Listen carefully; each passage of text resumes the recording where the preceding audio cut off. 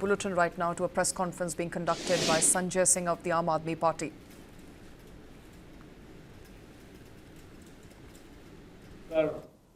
BJP में शामिल होने का मामला है, जिसमें आज उपराष्ट्रपति महोदय को और जो हमारे चेयरमैन है राज्यसभा को आज पत्र दूंगा, उनको डिस्क्वालीफाई करने के लिए, उनकी सदस्यता को रद्द करने के लिए। तो ये दो विषय है जिस पे आज आपसे बात करनी है।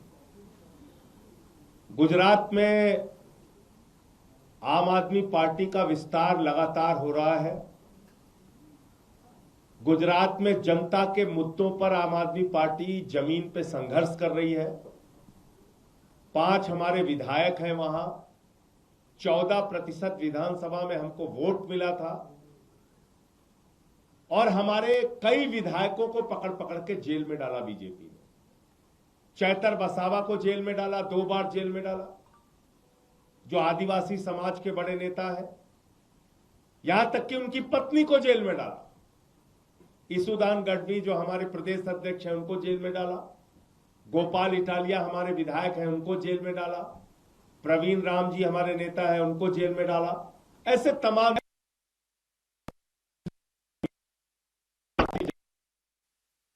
को प्रताड़ित किया, उनको परेशान किया, उनके ऊपर तमाम सख्ती की। फिर इन्होंने अभी जो वहां पर नगर पालिका का चुनाव हो रहा है, तालुका और जिला पंचायत का चुनाव हो रहा है, नगर निगम का चुनाव हो रहा है, इसमें बहुत सारे कैंडिडेट्स को फर्जी मुकदमे लगा के, धमका के, डरा के उनके ऊपर उनको कहना बने, फॉर्म ना भर पाए, पार्टी की तरफ से ना खड़े हो, ये काम किया। फिर हमारे एक कैंडिडेट के ऊपर फायरिंग करवाई। अभी इसी नगर पालिका के चुनाव में फायरिंग करवाई गुजरात में। और आज जब मैं आपसे बातचीत कर रहा हूं तो हमारा गुजरात का फेसबुक का पेज भारतीय जनता पार्टी ने सस्पेंड करा दिया। इंस्टाग्राम का पेज भारतीय जनता पार्टी ने सस्पेंड करा दिया और 3 अलग अलग लोगों के अकाउंट सस्पेंड, जो सोशल मीडिया पे पोस्ट करते थे। अब इसकी वजह क्या है? बीजेपी अपने गुनाह को नहीं ठीक कर रही, अपने काम करने के तौर तरीके को नहीं ठीक कर रही। स्कूल अस्पताल कैसे बनेंगे, गुजरात का विकास कैसे होगा, इसको नहीं सही किया जा रहा। तो जनता आम आदमी पार्टी की तरफ झुक रही है, आम आदमी पार्टी से जुड़ रही है, आम आदमी पार्टी का विस्तार हो रहा है। और इसमें 8 करोड़ लोगों ने 26 दिन में सोशल मीडिया पर जाकर आम आदमी पार्टी की पोस्ट देखी। यह कोई मामूली बात नहीं है। आम लोगों ने गुजरात के 26 दिन के अंदर जाके इंस्टाग्राम और फेसबुक पर आम आदमी पार्टी की पोस्ट देखी है, जिसमें कुछ उनके जन विरोधी काम थे, उससे संबंधित पोस्ट भी थी। कुछ हमारे नेताओं के भाषण थे, उनके संघर्ष थे, उनकी लड़ाइयां थी। लोग जा रहे हैं, उसको देख रहे हैं। तो इनको लगा कि जो व्यक्ति गुजरात का घर पे बैठा हुआ है, जो सड़क पर निकल के नारेबाजी नहीं कर सकता बीजेपी के खिलाफ, वो आज आम आदमी पार्टी के पास है। वो आज आम आदमी पार्टी को अपना समर्थन दे रहा है। वो आम आदमी पार्टी के पोस्ट को लाइक कर रहा है, देख रहा है। आम आदमी पार्टी की बात और विचार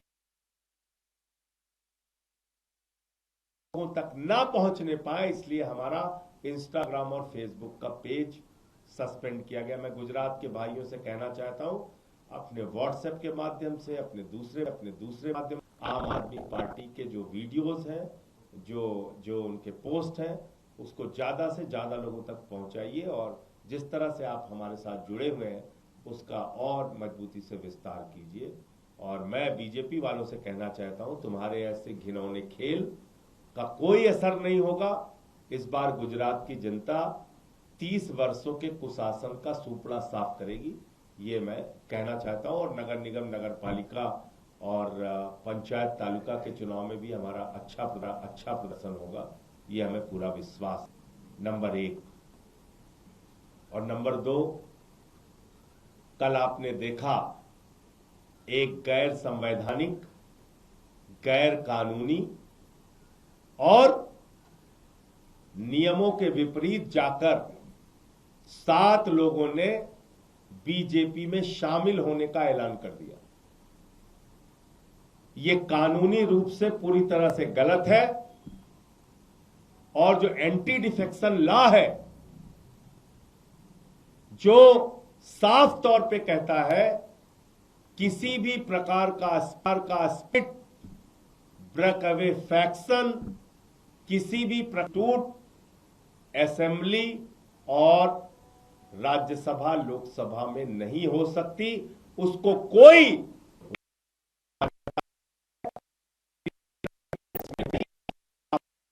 सामने आ चुका है।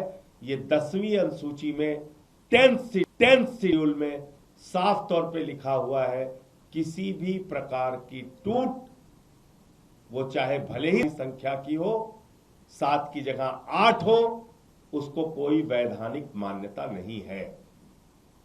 किसी भी प्रकार की वैधानिक मान्यता नहीं है।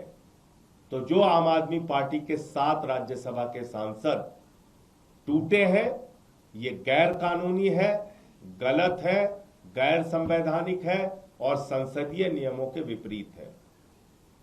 इसलिए मैं आज चेयरमैन राज्यसभा को, उपराष्ट्रपति महोदय को इन सारे नियमों का हवाले हुए पत्र दूंगा कि इन 7 सदस्यों की, इन 7 राज्यसभा के सांसदों की सदस्यता पूरी तरीके से समाप्त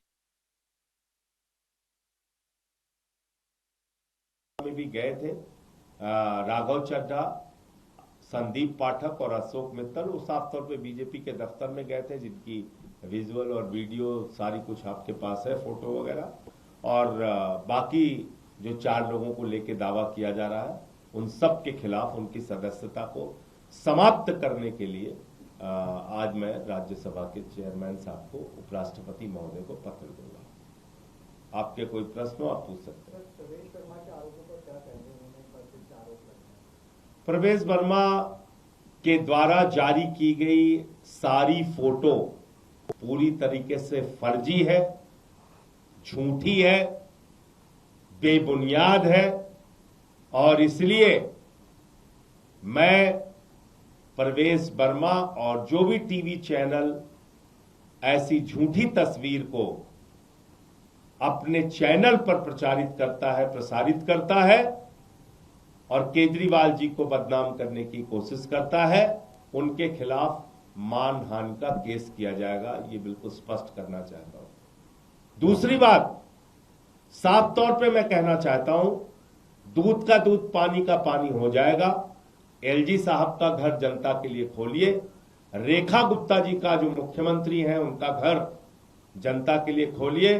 प्रवेश वर्मा जी जो मंत्री हैं दिल्ली सरकार के, उनका घर जनता के लिए खोलिए और अरविंद केजरीवाल जी का भी घर जनता के लिए खोलिए। जनता खुद से जाए और देखे, फैसला करे किसका घर कितना आलीशान बना हुआ है। इस प्रकार से झूठी तस्वीरें जारी करके, झूठा प्रचार करके आप अभी भी वही घिसे पिटे तरीके अपना रहे हैं। ये तो भारतीय झूठा पार्टी है ही है, इसका तो नाम ही है भारतीय झूठा पार्टी। झूठ फैलाने के लिए हिटलर के प्रचार सचिव गोयबल्स के सिद्धांत का ये लोग पालन करते हैं और इसी तरीके से ये झूठ फैलाने का काम करते हैं। मैं फिर दोहराना चाहता हूं, मैं चुनौती देता हूं दिल्ली के मुख्यमंत्री को, एलजी साहब को और प्रवेश वर्मा जी को। तीनों घर अपना खुलवाइए, केजरीवाल साहब का घर खुलेगा, जनता जाएगी, देखेगी और फैसला खुद से कर लेंगे। संजय जी, क्या है कि पंजाब में आपके बड़े स्तर पर जो विधायक हैं वो राघव चड्ढा के संपर्क में हैं, वहां पर भी टूट की खबरें आ रही हैं। देखिए, फिर मैं आपसे कह रहा हूं, इस प्रकार के झूठे बेबुनियाद बिना सिर पैर की खबरों का कोई मतलब नहीं है। सारे के सारे विधायक, मंत्री, हमारे जो लोकसभा के 3 सांसद हैं, वो पूरी मजबूती के साथ आम आदमी पार्टी के साथ खड़े हैं, केजरीवाल जी और भगवंत मान जी के साथ हैं। इस प्रकार की किसी भी अफवाह पर कोई ध्यान नहीं देना चाहिए। और जैसा मैंने आपको स्पष्ट कर दिया, एक भी एमएलए एमपी टूट के जा ही नहीं सकता। ये कानून के खिलाफ है। ये एंटी डिफेक्शन लॉ में साफ तौर पे लिखा हुआ है। कोई ऐसे टूट के जा ही नहीं सकता। सर ये बताएं कि सवाल इस पे उठ रहा है कि आम आदमी पार्टी इतना क्लोज मिट, उसमें से 7 बड़े सांसद आपके छोड़ के चले जाते हैं, नाराजगी थी। क्या आप लोगों ने कभी कोई बातचीत करने की कोशिश नहीं की? आप ये जरूर कह रहे हैं कि बीजेपी ने अप्रोच किया, लेकिन आपकी तरफ से क्या कोई प्रयास हुआ था कि ऐसे लोगों को रोका जाए? और ये कब पता चला आप लोगों की ये नाराज हैं?